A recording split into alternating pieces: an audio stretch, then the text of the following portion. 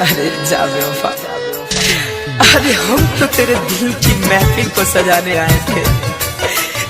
तेरी कसम तुझे अपना बनाने आए थे। अरे किस बात की सजा दी तूने आए बेवफा।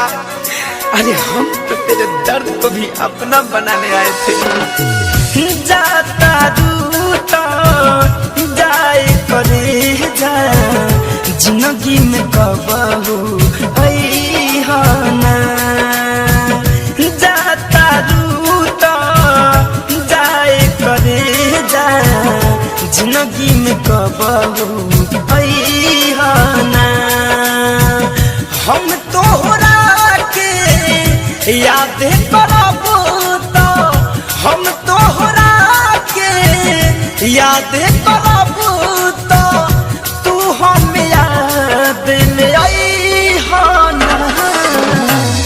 जाता दूता जाए करे जा जिंदगी में कबहू अइहाना। जाता दूता जाए करे जा जिंदगी में कबहू अइहाना।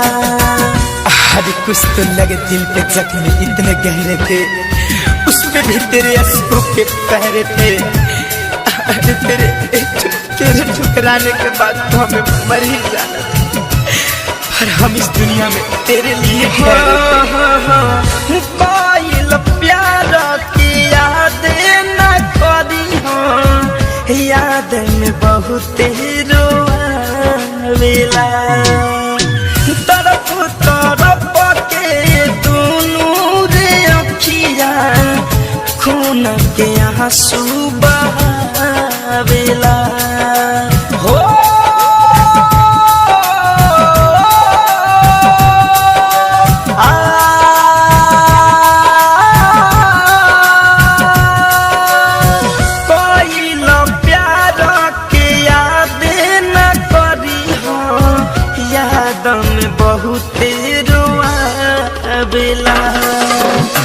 तरफ तरफ के दोनों रे अखिया खून के आंसू बहावेला।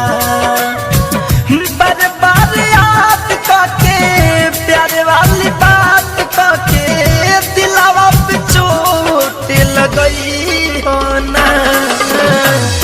जाता दूता जाए करे जा जिंदगी में कबहू अइहाना। अरे हम भी कभी मुस्कुराया करते थे, उजले चमन में खिलखिलाया करते थे।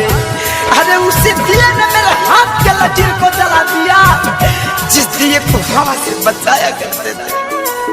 Music by Alok Raj. प्रेम से आर्यन के सब बातें मनी होई न कब तोहरा दुख हो। धर कंधनम जाए के रखी हा सहेज के मिली सब नहीं से सुख हो। जा जाने जा जाने जा आदि तो राजपूत के सब बात मनी होई न कब तोहरा दुख हो। धर कंधनम जाए के रखी हो सहेज के मिली सब नहीं से सुख हो। इतने निहोरा बात तोहरा से पियावा के तना सतई होना। जाता दूता जाए करे जा जिंदगी में कबहू अइहाना। जाता दूता जाए करे जा जिंदगी में कबहू